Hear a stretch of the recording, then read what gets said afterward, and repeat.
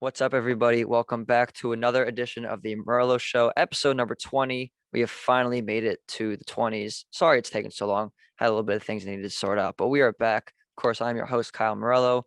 And with me today, very special guest to kick things back off again, James Schiano. James, how are we doing? I'm doing good, Kyle. No complaints, living life. There we go. Excited that you've made it to the Roaring 20s. That's a fun time. I made it to the wrong 20s. It took a little bit, but we are here. Yes. It's good. It's good. First things first though, I gotta talk about your Twitter handle. Jeter had no Okay. range. That's the greatest thing I think I've ever seen. How did you even think to come up with that? I mean, it's true, but No, yeah, of course it's true. That was the main reason why I came up with it because Derek Jeter didn't have any range and he was very overrated as a defensive player. But really, when I put myself on baseball Twitter, when I started blogging and podcasting, doing that stuff a few years ago, I wanted to have some kind of funny name that wasn't my name, just so I could have not like an alias or an alter ego or just something to show that wow, I like statistics and baseball. I'm still whimsical and kind of funny. yeah, And this was in 2000, the beginning of 2019 when I started it. And this was when there was a dispute among Mets brass on whether or not Pete Alonso would start the season with the team or not because of service for time and service all time that. and all that Yep. nonsense. Yeah. So my name for about 6 months actually was Free Pete Alonso. Hmm. And then Pete Alonso was with the Mets and he was really good and there was nothing ever that he needed to be freed from. So I thought to myself that next offseason, damn, I need a name similar to that in the same moniker, but something that actually will have longevity and not go away. And in a dynasty baseball league I play in, one of my very good friends' team names is Jeter Couldn't Field. And that was too many characters for the Twitter handle. So I came up with Jeter Had No Range. There we go. There we go. I mean, listen, that's a hill, and I've tweeted this a bunch. That's a hill I die on that he's the most overrated shortstop of all time. Oh, absolutely. Derek Jeter was a fine player, probably like a borderline Hall of Famer, a He very was a good. I think he was Yeah, a Hall yeah, of yeah. Famer. He's He's just not very like the best shortstop ever, like good people at the say. plate. And did you see what Carlos Correa said today? Actually, I did. I don't remember the exact quote, but I know he said something along the lines of Jeter had no range. he basically Jeter was an overrated defensive player, which I was like, oh, that's my guy. We need Carlos Correa. It's true. It's true. Like the one play that he's most famous for is either the jump throw, which is cool. Everybody imitated it as a kid. Even Yeah, I did too. absolutely. And diving into the stands against Boston. You see people making that play a lot though.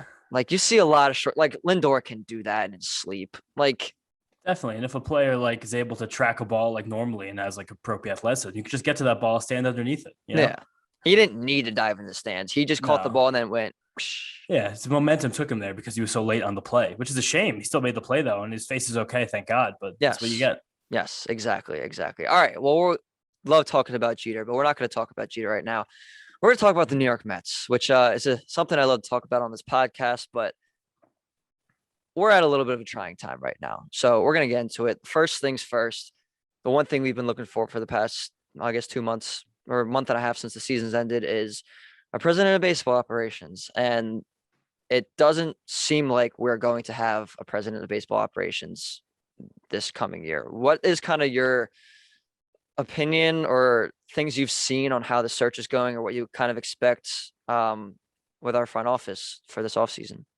Well, I don't even know if we can call it a president of baseball operations search anymore because it seemed like for a few weeks we were moving toward this direction where all of the executives that the Mets probably the Mets internal brass evaluated to be capable of being a president of baseball operations all said no or their teams blocked them. So now we just have a GM search and Sandy Alderson actually clarified that for us today, which is finally nice that there was some transparency. It's we're looking for just a person now for next year, which is exactly the same as what happened in last offseason when also their top guys said no. And now this is just going to be another year of Sandy running the show with somebody beneath him who hopefully has something to gain and is not a creep or will drive on while intoxicated. Yes. Very important things we want to avoid in the search for a leadership position. Definitely. And I don't know, man. It's just at this point, it's pretty obvious that a lot of people in baseball who are worth half of a damn don't want to insert themselves into a father-son duo that's running the Mets, this ragtag, they Bryn and Sandy Alderson against the world with Steve Cohen. Just, I Well, guess that was if going to be you're my next question is what Sandy the reason why we're I not don't, getting these top people? I just think that it seems like a lot of what this search is you're going to have to keep the Mets infrastructure in place. Like if I was a top executive and I was going to take a job, I would want like full autonomy to do basically whatever I wanted in terms of player development, in terms of my analytics staff, in terms of how I even just like philosophy. And it seems like anyone who does come in, while you'll have like a certain level of autonomy, you still have to work within the structure that Sandy Alderson built at this point, like 10 years ago to run the Mets, just with a short 2-year break in between.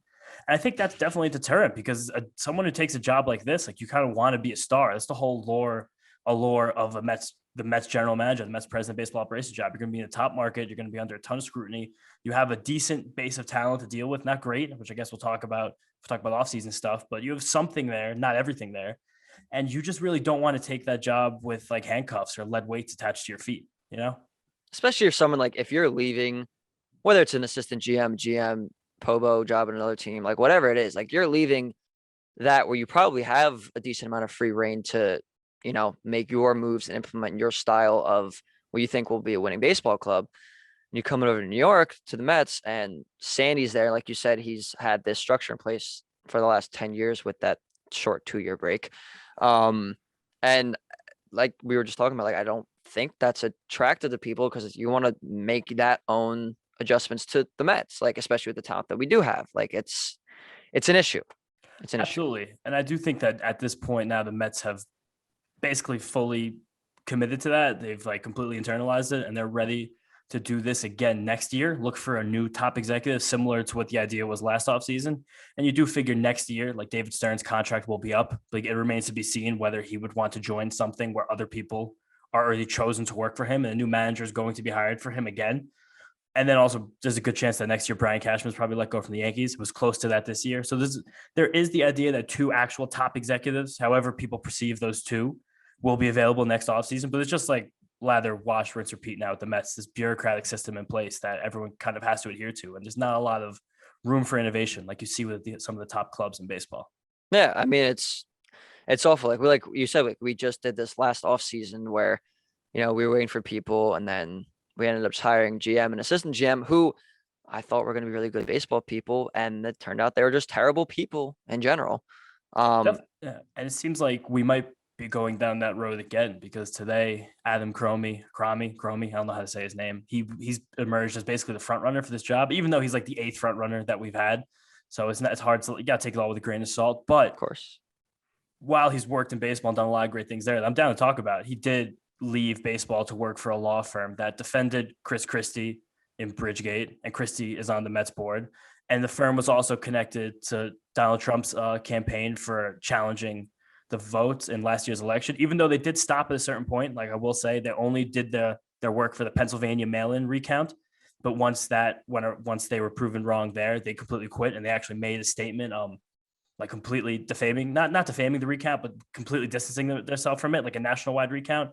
But right. Also that being said, a lot of people in Trump's cabinet and on his campaign came from that firm, and a lot of them have actually since gone back to that firm since he's been out of office. So, but again, law firms are big. Law firms are big places. There's one of the biggest political law firms in the entire Midwest. So you can't really chastise a guy for working at a firm where this type of thing goes on. But it still seems to me like this idea that the Mets are just setting up this like rich boys club now in the front office. Yeah, there's something not that cool. No, there's something to be said about, because obviously, Steve Cohen's the owner. Obviously, we know that and very excited for him. Year 1 was a little tumultuous, but, Chris Christie's on the board. He's friends with Steve Cohen. We know this. And now one of Chris Christie's guys who helped defend him in Bridgegate is coming a front runner for the Mets GM job.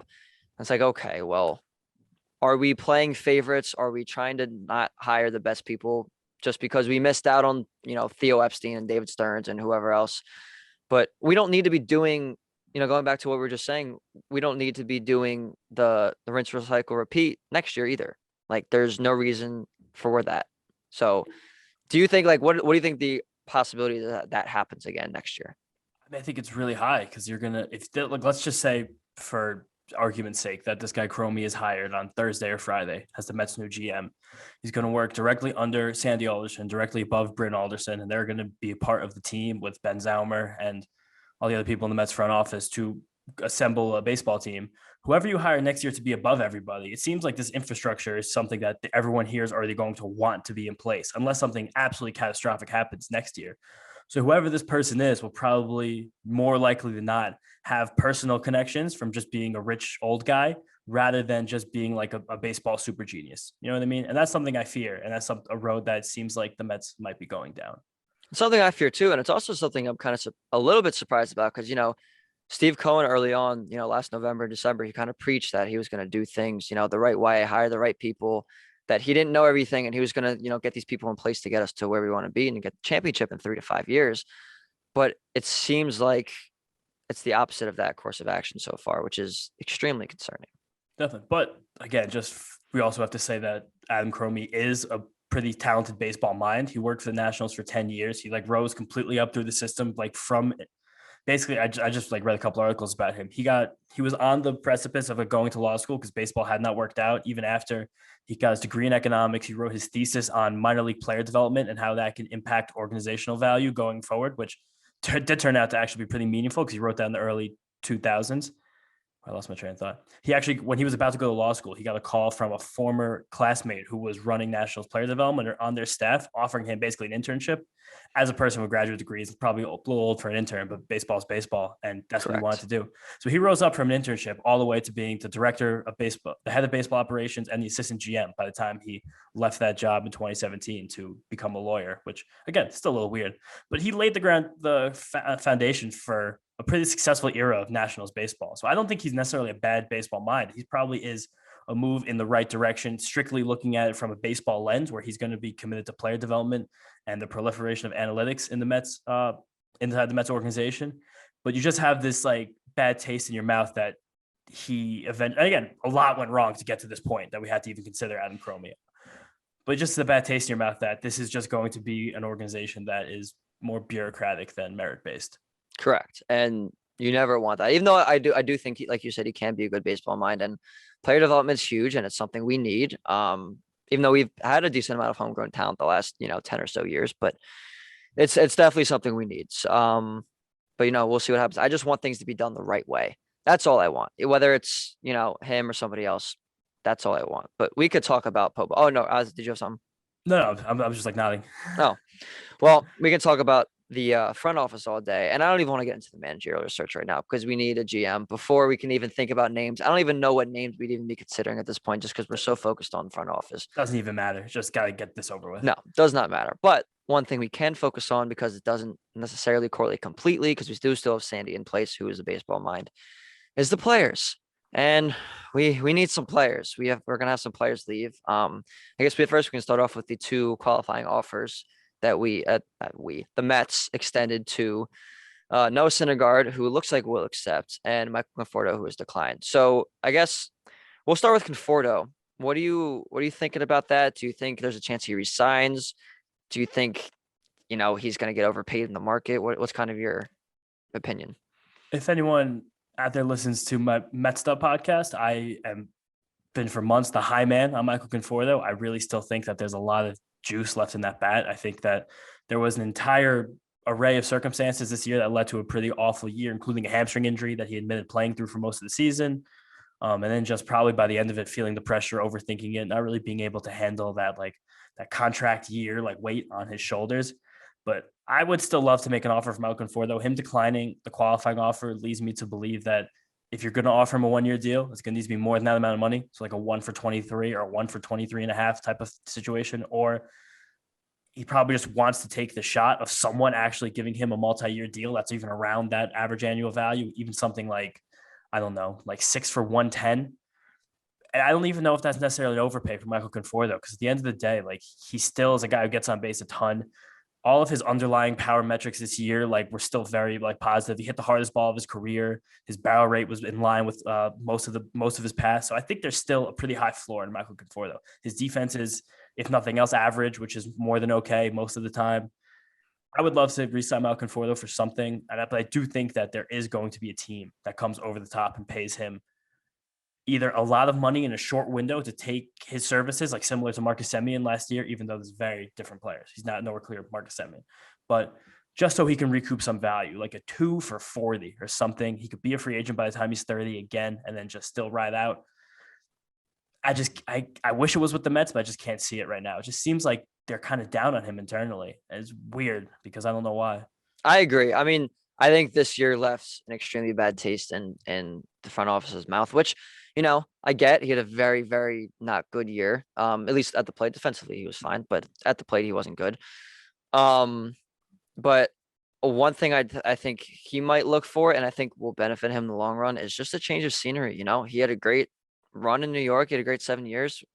But it might just be time for him. Maybe, like you said, the pressure got a little bit to him, and he just kind of wants to relax and be himself elsewhere. Which I think if he goes somewhere else, maybe a little bit of a smaller market, he'll be fine. Like I do think he's a talented player, like you said. Like there was signs this year that said like, okay, he's still got this. It's just there's something not clicking. I think part of it might have been mental, which is why I think a change of scenery, wouldn't be so bad for him. But I do think he can get a multi-year deal, maybe 2 for 40, 3 for 60, whatever it is. But I think, I think there's a chance. I don't think the Mets re-sign him though. I just think they're going to look elsewhere. Maybe a Castellanos, maybe a Taylor, which I was going to get into about like if he does leave, who's going to be our right fielder next year?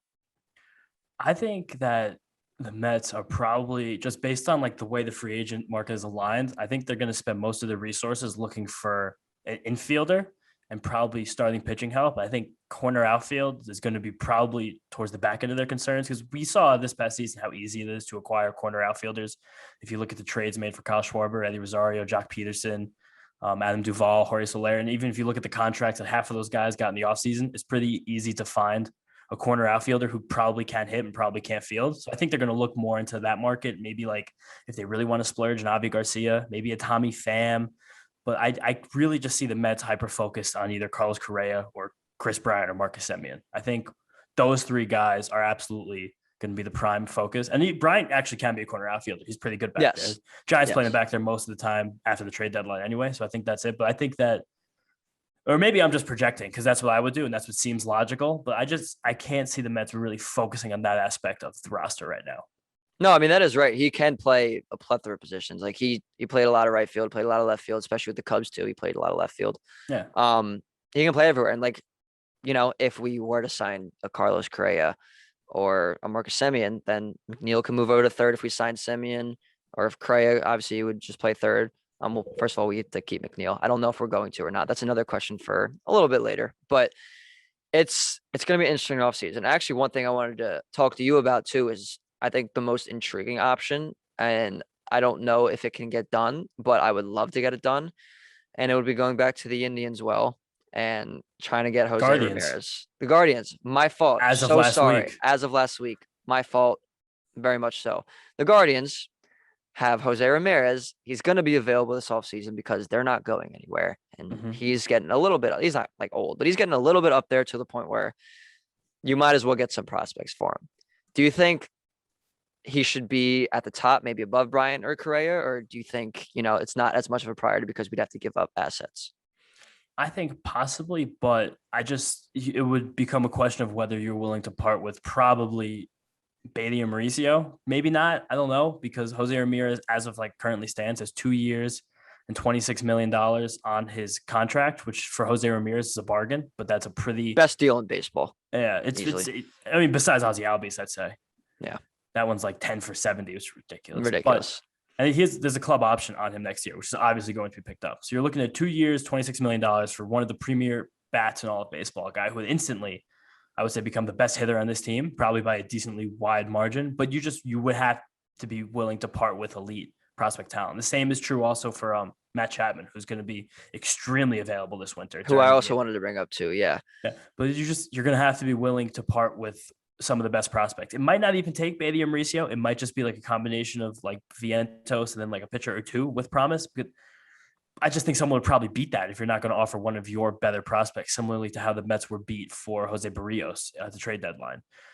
So would just be an internal question. The Mets farm system isn't the strongest right now. I mean, it's not the strongest. It's very strong at the top with these like 5 guys I've mentioned, along with Francisco Alvarez, who's not going anywhere. There's not a lot of depth. So you'd be on tenuous footing if you traded one of your best assets immediately for a guy like Jose Ramirez, especially because I don't even think this Mets roster is one Jose Ramirez or one Matt Chapman away from winning a World Series. Like there's tons and tons of holes in this roster. Tons. The Mets need to sign like 7 players to actually compete. And they're only $25 million away from the tax line. And that's without incorporating Noah Syndergaard's projected $18 million qualifying offer in. And that's Spotrac's estimations for arbitration. So that's like a last move. Like if this Mets roster was amazing everywhere, and I would say, yeah, you know what? Send out Mauricio Vientos. Let's get Jose Ramirez, and then that's the last piece on this team. But that's not the case. You're just getting Jose Ramirez to be your best player. Like I would trade my best prospects for that right now, just because you're going to need those guys on cheap deals for the next 5 years when you try to compete more so this season. 100%, 100%. That's why, honestly, I think if there's any trade option, I think Matt Chapman's the better one because I don't think we have to give up that much compared to Jose Ramirez to get him. Because hitting wise, obviously he's a top 2 or 3 third baseman in baseball. He's ridiculous. I'd put him in. No, I'm talking about Matt Chapman. You think he's top 2 or top 3 even after defensively? Defensively. I thought you said hitting wise. Defensively. Okay. He's ridiculous. It's him and Arenado. It's been like that for the last few years. But hitting, especially this past year, it's not always there. It's inconsistent. He's got some power. But the average isn't great and the on base isn't crazy. So, I don't think it will take as much to get Matt Chapman, but I think if we do get him, maybe we can correct some of those things at the plate. He's obviously a platinum glove third baseman. And we'll see what happens with that. And then maybe you sign Bryant to be your left fielder, or your right fielder, wherever you want to put him. So there's a lot of different ways we can go with this because Correa is going to command a lot. He would obviously have to move over to third base. He's at the natural shortstop. So there's a lot of different ways we can, the Mets can go with this. Definitely. It's all going to be based on how willing that Steve Cohen, Sandy Alderson, the rest of the brain trust are to just completely blow through that tax line. If we want, there's a path this offseason, just like there was last offseason. If you want to build one of the best teams in baseball, right now, and spend a premium to do it, you can do that. It's possible. The Mets could sign Marcus Semien, Carlos Correa, Avi Garcia, and Tommy Pham, Mark Hanha, and the next year they can have one of the best lineups in baseball. That's completely possible. But it would just take the Mets taking on one of the highest payroll obligations in the entire league. And again, there's no reason that can't happen. Our owner's worth $14 billion. He's said publicly he's willing to do that, but that will really be a determining factor for this offseason. And we'll probably know pretty quickly on which direction the Mets are going to go. Because if we actually make a stamp and sign a guy for a lot of money off the bat, possibly a Javi Baez reunion, someone we have not mentioned yet, then you're like, okay. I was actually just about to, but yes. There you go. Then the Mets are buying in. So if that doesn't happen, then we're going to be looking at the same types of bargain off seasons we've had for the last 5+ years when the Wilpons were in place. And we'd see Anthony DeSclafani, Michael Pineda, Eduardo Escobar, Andrew McCutchen, Jonathan Villar. Those would be the acquisitions rather than the all-star level guys I just mentioned.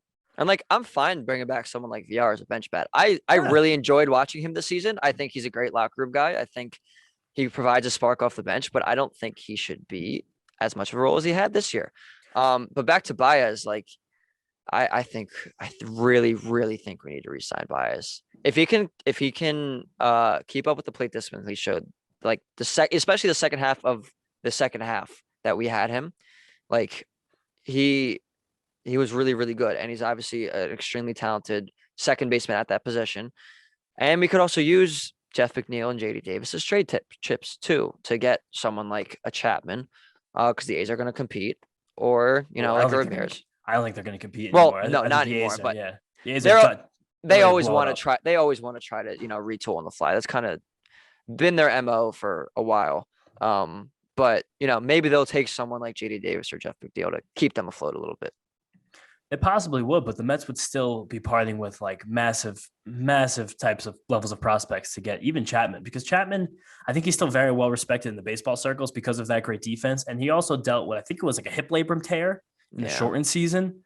And if you look at Matt Chapman's season last year, he had an inflection point in late July, early August, where he started playing much better again. Still not the Matt Chapman of 2018 and 19, but it's clear something happened. He's also not do that much money, slightly less than Jose Ramirez. He's going to be on arbitration the next 2 seasons. So while it's not a fixed number like Jose, because he signed an extension, you're still going to basically know that you're getting him for less than $25 million for 2 years, which again, it's less than market value. Easily. Yeah, for sure. So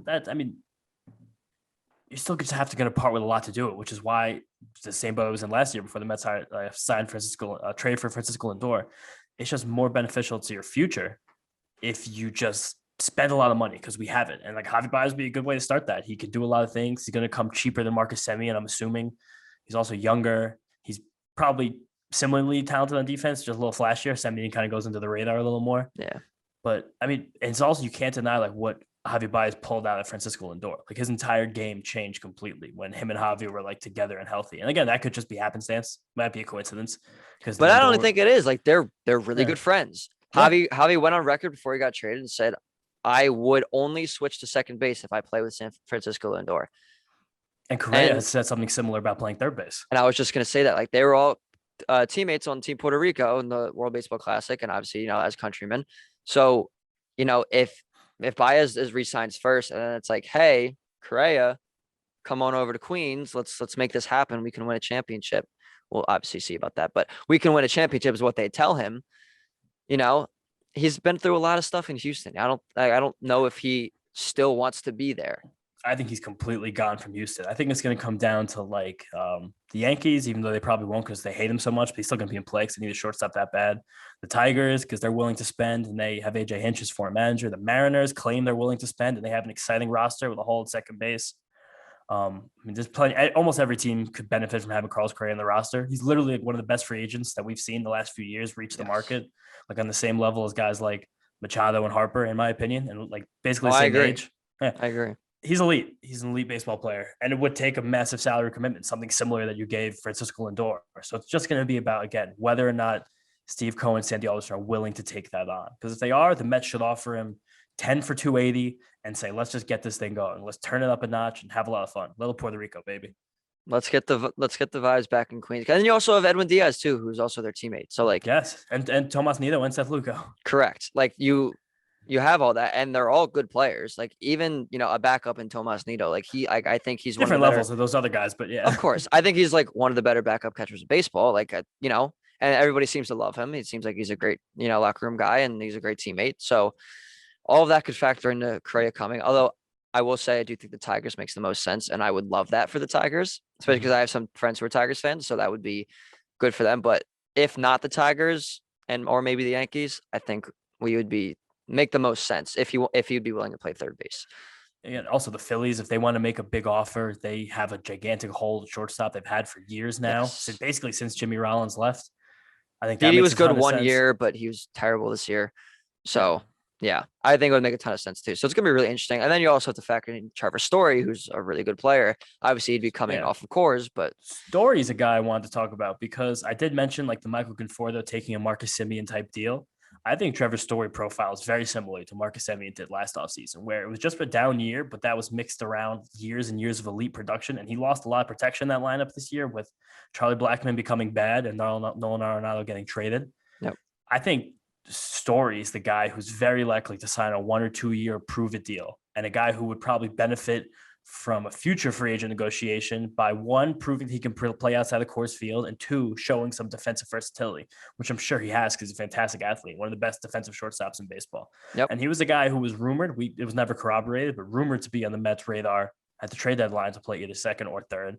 So he's a guy, if the Mets are going in, but not all the way, and are not willing to give a 10-year commitment to a guy like Correa, or like a 7-year commitment to a guy like Bryant, or like a 4 or 5 to a 31-year-old like Semien. Give Story 3 or 4 years, or give him like 1 year for $28 million and tell him, let's do the damn thing right now. Cause that's highly possible. I think that could play. Yeah. 1 year, play third base, hit, either sixth or second, wherever we feel like putting him. Cause he could be at the top, like right before the good guys or right after our best guys. I think he could play very well in both. And show us what you got. He's got speed. He's, like you said, he's extremely athletic. He's one of the best defensive shortstops in baseball. I think he could project well at third base. He's got a good arm. So a lot of different factors there. I think the most important thing though, which we'll wrap up with here, is pitching. As we saw this year, we're going to pray that DeGrom is healthy. I am very mad we got robbed of our first MVP for the Mets organization because he would have won. That is a fact. No doubt. Taiwan's regression didn't help. The biggest question right now is, are we going to re-sign Marcus Stroman? Because I would love to re-sign Marcus Stroman. He's one of the best ground ball pitchers in baseball, and yeah, he's had a good track record. But what do you think? I think there's a chance. Like, I don't think we're out on him, and I'm extremely excited to watch his market develop because I think that almost every team is going to have like a super similar valuation of Marcus Stroman because for a fact that he's very reliable. He's committed to his craft, but he's always just going to be on this level of being good but not great because he doesn't possess that elite velocity. He has it's just a simple fact. Like he Yep. only has a certain height he can reach, and the height is still very high. Like Marcus Stroman could very clearly, just like this past year, be a top 20 pitcher in starting baseball and be an absolute workhorse for you, which is becoming even more valuable in modern baseball. As less and less pitchers pitch deep into games or really even give their team anywhere over 180, 190 innings. Only 3 Exactly. starting pitchers threw 200 innings this year, least ever in baseball by a very wide margin. So I think that's a lot, but I think every team in baseball is going to offer him basically exactly the same. So then it's going to be up to him on which organization he likes better, which front office he likes better, where he's going to like to live. And I think he might like to live in New York because he is from there still, and he seems to do that. But he also, I think, has a place in California he could like there. But everyone in baseball is going to offer Marcus Stroman like between 4 for 80 and 4 for 100, possibly giving a 5th year. And some maybe daring team would give him a 6th at like slightly less average value. So it's really going to come down to him because the market's going to be massive. But I just don't see anybody really breaking the bank for him. Yeah, like he would be, if he's your number 3 starter, you're probably a serious championship contender. Yeah, at Like least a playoff he's a team. very, very good pitcher. And honestly, like I see him getting similar to a Wheeler kind of deal. I think it was 5 for 110, if I'm not mistaken, maybe 5 for Something like 120. that. Yeah. Maybe not the years per se, but I think the annual average I think is really similar to him. Like they literally both pitched. I mean, Wheeler obviously is better. He's a Cy Young finalist, but it wasn't that far off. So Not like production wise, but like based on their like peripherals and stuff, they are yes, because Wheeler throws 100 miles an hour. Like you just no, can't teach that. Wheeler's a better pitcher than Mark Stroman. That is a fact. Zach Wheeler, I think, should win the Cy Young this year. He's proven to be one of the best pitchers in all of baseball. You can't discount that. But it will just be a similar like narrative that'll be built if the Mets let Stroman walk and he has 3 or 4 more years like he just had this year, pitching 200 innings, increasing his strikeouts slightly every single year, like he's done since he joined the Mets from Toronto, and just being very steady because everyone needs that. The Mets, especially with this rotation next year, that could be DeGrom, Syndergaard, Carrasco, Taijuan Walker. You really need stability in there. Those are 4 guys who have not had the cleanest bills of health in their career. So it'd be very helpful to have a guy you can absolutely count on for 200 innings before you even sign any other free agents, And in terms of all those guys, like even with our 5th, like I would want to see what Tyler McGill does over a full season, but like I don't know if I can rely on him as my 5th. Like I think we need to get someone else. Is there anyone out there you think either whether trade or free agency? I'm mainly talking about free agency, but trades too that you think could be a good 4th or 5th guy for us?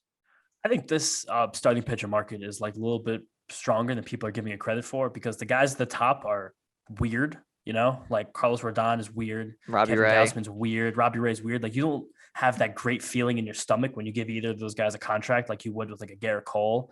And then you also have the old guys with like the Scherzer and Kershaw and Verlander. But I think any of those guys, if you're willing to really invest in the position at the right price for the right amount of years, would be worth it. But then underneath those guys, I love Alex Cobb. I think Alex Cobb has secretly been one of the most underrated pitchers in baseball over the last few years. I agree. And he spent the last 2 years toiling around the Angels organization, who's absolutely not on the cutting edge of pitching analytics. He would be a great guy to get. He probably would not cost much more than like $15 million a year. Eduardo Rodriguez, I think, is a little underrated. And he's similar to Stroman, where he will just give you innings no matter what, neither day, rain or shine. Like he will be out there and be okay. John Gray, I think, get him out of Coors Field. He could be very good. I think that's the most intriguing option. Yeah. Honestly. Those 3 guys I love. Yeah. Like John Gray is someone I really wanted the Mets to trade for at the trade deadline. And we didn't, and I think we should have, but it didn't matter anyway, because stunk it up. But I think the analytics of him getting out of I've seen like numbers where, his FIP is like pretty much the same cores and away, but you get into a different organization that knows pitching, I think, better than the Rockies. They're not known for their pitching, even though I think Herman Marquez is very good. And I think John Gray has the talent to be good. But if you get him to a better organization, which I think pitching wise, at least we are, you never know what you could do with that talent because he's got the stuff. He's got electric stuff. Definitely. And I mean, somehow he was like a unicorn where he did actually have better stats in cores compared to outside of it. But you can't really like actually take that because cores they'll fuck up hitters sometimes too because pitchers will move differently. Oh, I curse. I'm sorry. That's fine. My bad. It'll mess up pitchers sometimes. But like, dude, the Mets really just should look at some of the better teams in baseball and realize that they have to just throw tons and tons of resources at this at 6th, 7th, 8th, 9th starting pitchers who can pitch out of the bullpen, who just don't leave a shadow of a doubt as to who's going to be pitching games in July, because it just can't be Jared Eichhoff again. It can't. We don't need TBA and No. Jarek Eichhoff for the bane of my existence in July and August. I don't Tony need it again. Disco, Michael Lorenzen, Yusei Kikuchi, Michael Fires, like Alex Wood. Just get a bunch of guys. Just get a bunch of guys, throw them back there, let them compete. Tyler Anderson, Rich Hill. I'd be fine for Rich Hill reunion. If he doesn't want to retire, Rich Hill was an unheralded hero for the Mets in the second half. He was not bad at all. He was quite good. If the Mets would have been competitive, like we would have looked at this trade deadline and been like, wow, Javi Baez and Rich Hill, the Mets really pulled it off. But like those guys just throw resources, just get a bunch of guys in here, 7, 8, 9 guys. It doesn't matter. Get guys who have a heartbeat and an arm that works and just let them compete it out. Because then you're going to have Yamamoto, who I don't like very much. Lucchesi will be back at some point, probably in like the summer of this next season. Yeah, if not 2023, but we'll deal with that. David Peterson, maybe. Again, Tyler McGill's going to have a role, but I would not write his name in pen anywhere. Like, he's still got to prove himself. It can't hurt. Just get more assets. It can't hurt. So just do that. Like last year, the Braves signed Drew Smiley for like a 1-year, $10 million deal. He toiled around, did nothing for an entire season. And all of a sudden he walked into the NLCS and threw 4 shutout innings in a meaningful game against the Dodgers. Like, you sign these guys, pay them a lot of money for probably not a lot of production, but at some point you're going to need them. You're going to hope it's someone who's competent and not Jared Eichhoff. And we literally went into last season clamoring about our pitching depth. We were like, this is the best we've had in years. Definitely. And then look what happened. You see how it started Jared Eichhoff in 4, 5, 6 games, whatever it was. Like, yeah. And you don't need Oswalt. Like, we don't need that anymore. No, we don't need it anymore. We are better than that as an organization, even though we have yet to fully prove that. But I think we are. And we'll see what happens. I think this is going to be, this is going to be a very, very important offseason, even more so than last year. So definitely, we will see what happens. But James, thank you so much for coming on and talking through this with me. Appreciate it, man. Love the work you do. Jeter definitely has no range. No doubt. Had no range. I mean, and we're gonna see what the offseason brings, but it's gonna be exciting. It's gonna be nerve-wracking, but it's gonna be what it is, and I'm looking forward to it. So, hey man, thank you again for having me on. Had a fun time. Of course, anytime. And that's all I got from me. So episode 21 will be coming soon, and more content. I'm gonna start ramping that back up. Actually, this time got my mind right, so we're good. So thank you all for listening, tuning in. As always, make sure you subscribe if you can, and follow me on Instagram, TikTok, Twitter at The Morello Show. And that's all I got. So I'll see y'all next time. Thanks, guys. See you later.